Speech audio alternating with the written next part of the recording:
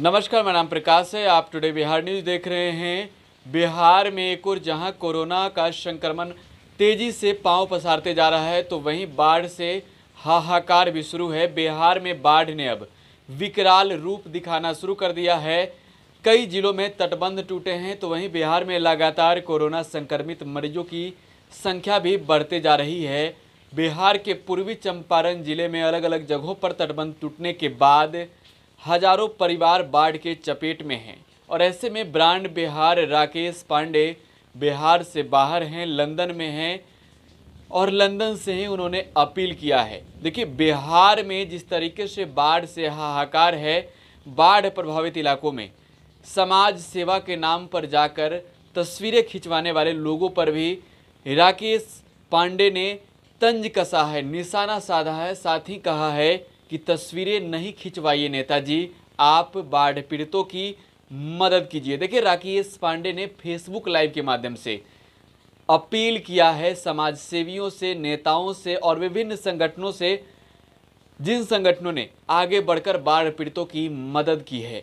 इस बार राकेश पांडे बिहार में नहीं हैं, लंदन में हैं, और साथ ही उनकी संस्था ब्रेवो फाउंडेशन बिहार में लगातार कोरोना संक्रमण काल में लॉकडाउन की वजह से भूखे रह रहे परिवारों को भोजन कराने में जुटी है। तो अब राकेश पांडे ने सोशल मीडिया के जरिए ऐलान किया है, फेसबुक लाइव के माध्यम से ऐलान किया है कि ब्रेवो फाउंडेशन अब बाढ़ पीड़ितों के बीच जाकर उनके लिए पानी, भोजन, दवा के साथ साथ मोबाइल शौचालय भी उपलब्ध कराएगी, क्योंकि लोगों को बड़े परेशानियों का सामना करना पड़ता है। बाढ़ग्रस्त इलाकों के लोगों को जब उनका घर डूब गया होता है। और ऐसे में राकेश पांडे क्या कुछ कह रहे हैं, आप सुनिए। अभी हाल फिलहाल में आपने देखा कि देखिए, शुरुआती दौर में प्रत्येक व्यक्ति कोरोना को एक मजाक के तौर पे लेके घूम रहा था, और आज बिहार जो है उसका दंश झेल रहा है।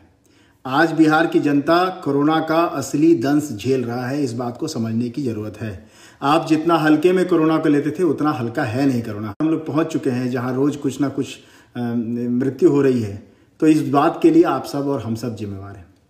आप लोगों ने ना तो सोशल डिस्टेंसिंग का ख्याल रखा, ना आप लोगों ने कभी यह कोशिश की कि भाई हम लोग कितना अपने आप को सुरक्षित रखें, सैनिटाइज करें। इसके अलावा जो एक पक्ष था कि जो स्वास्थ्य विभाग है उसके द्वारा जो जांच की प्रक्रिया है वो बहुत ही धीमी गति से हुई, इस बात को मैं मानता हूँ। ये अलग बात है कि जिस पार्टी का हम लोग, जिस विचारधारा का हम लोग समर्थन करते हैं, उसी से वो मंत्री आते हैं, बट उनके कामकाज पर मैंने प्रश्न उठाया था और मैं आगे भी प्रश्न उठाऊंगा। मुझे उनसे उतनी खुशी नहीं थी जितना उनसे अपेक्षा थी कि वो कोई बड़ा काम हमारे लिए करेंगे इस कोरोना के दौर में। और मुझे तरह लगता है कि वो कई मुद्दों पर कोरोना को संभालने में हमारे जो स्वास्थ्य मंत्री हैं, जो लचर व्यवस्था है, उसके लिए जिम्मेवार है, और जो मौत हो रही है उसके लिए भी हमारे स्वास्थ्य मंत्री जिम्मेवार हैं। हाल फिलहाल में मैंने देखा कि कोरोना से दो भाजपा के ऐसे लोग, जिनका मैं नाम जानता हूं, बरनवाल साहब हैं और आपके गुप्ता जी हैं, ये दो लोगों का देहांत हो जाता है बेतिया में। मैं उनका नाम आपको बताता हूं।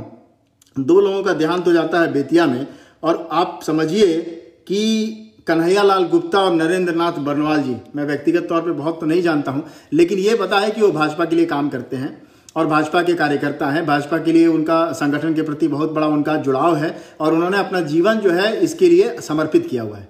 आज आप देख लीजिए कि उनका देहांत हो जाता है और हम सब हाथ पे हाथ धरे रह जाते हैं। क्या हमारा कोई नैतिक कर्तव्य नहीं बनता है कि इस दौर में भी पार्टी का झंडा ढोते ढोते अगर कोई व्यक्ति अपने प्राणों को न्यौछावर कर दे, चाहे वो किसी भी दल, किसी भी पार्टी या किसी भी संगठन से हो, तो उसके लिए हम लोग खड़े होकर बात करें। की स्थिति में जो नेतागण, देखिए, सरकार जो है आपके टैक्स से पैसा जमा करती है और उसको उपयोग करती है आपके लाभ के लिए।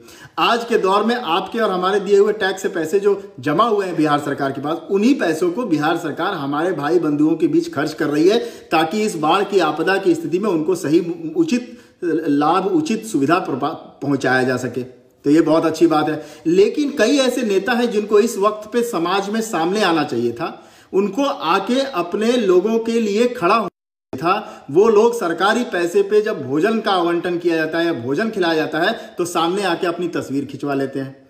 तो यह तस्वीर खिंचवाने की जो परंपरा है, ये जो प्रथा है, कितने वर्षों तक चलेगी, इस बात में आपको सोचना होगा, क्योंकि यह परंपरा बहुत दिनों तक, बहुत समय तक नहीं चलने वाली है।